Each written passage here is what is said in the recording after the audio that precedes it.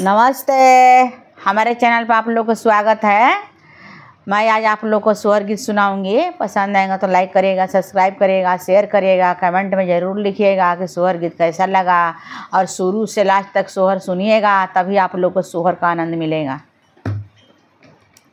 कहिले ये सासू कहिले कहे के सुनाइले हो, कहिले ये सासू कहिले कहे के सुनाइले हो। सासू हमारो होरिलवा के सादा होरिलवा हम चाहिले हो। सासू हमारा होरिलवा के सादा होरिलवा हम चाहिले हो।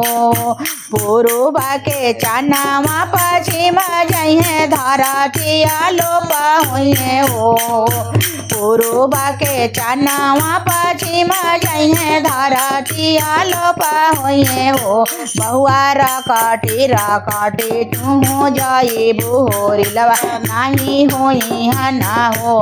बहुआ रकटी जियरा जइहे होरिलवा नाही होई हना हो।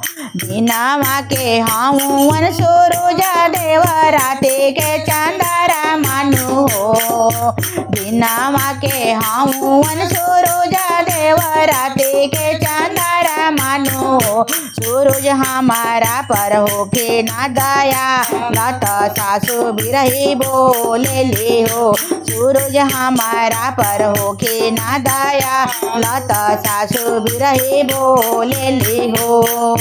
एक मासे बीताले दूसरा मासे आवारो तेसरा मासे हो।